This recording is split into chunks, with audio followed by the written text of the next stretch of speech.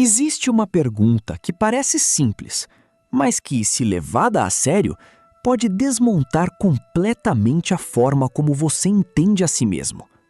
Não é sobre o mundo lá fora, é sobre algo muito mais próximo e muito mais desconfortável. Você já parou para perceber que os seus pensamentos simplesmente aparecem?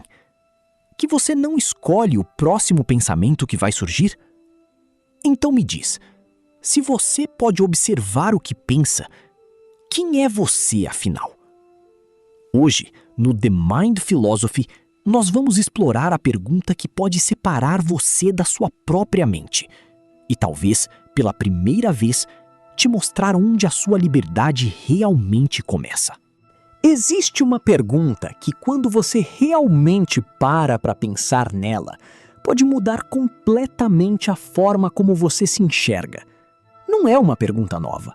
Ela tem mais de 300 anos, mas ela nunca foi tão urgente quanto hoje, numa época em que somos bombardeados por informações, opiniões e estímulos que entram na nossa cabeça o tempo todo, e raramente paramos para perguntar: quem está recebendo tudo isso?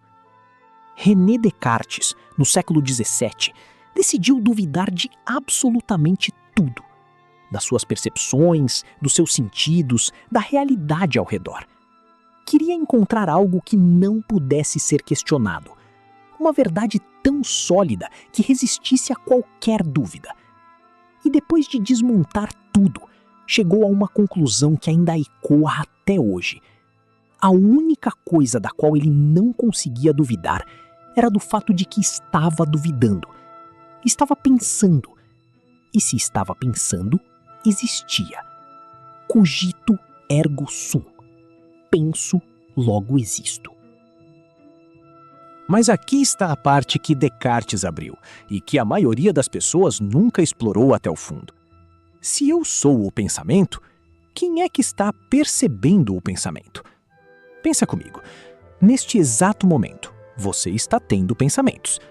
Talvez esteja concordando com o que ouve, talvez discordando, talvez sua mente tenha desviado por um segundo para algo completamente diferente.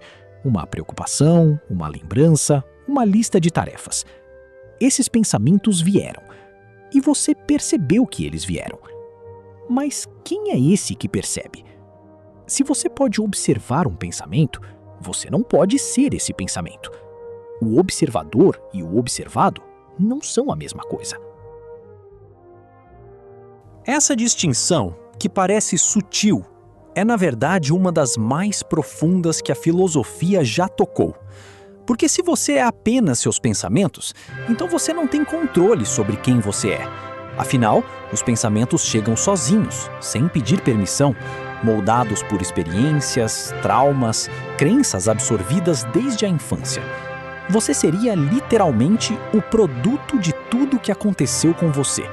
Um acúmulo de memórias e reações automáticas usando o seu nome. Mas se existe algo em você que observa os pensamentos, que pode olhar para eles com uma certa distância, reconhecê-los, questioná-los, deixá-los passar, então talvez você seja algo além deles. Talvez você seja a consciência que os percebe. E aí a pergunta sobre identidade muda completamente.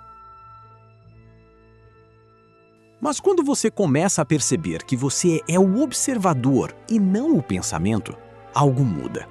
Você pode ver o pensamento ansioso sem ser ansiedade. Pode notar o impulso sem obedecê-lo automaticamente. Pode perceber a autocrítica sem acreditar que ela define quem você é.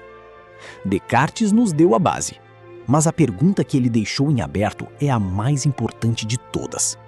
Se eu existo porque penso, o que acontece quando eu paro de me identificar com o que penso? Talvez seja aí que a liberdade começa. Se você pode observar seus pensamentos, talvez você não seja eles. E se você não é eles, então você não precisa obedecer a todos eles.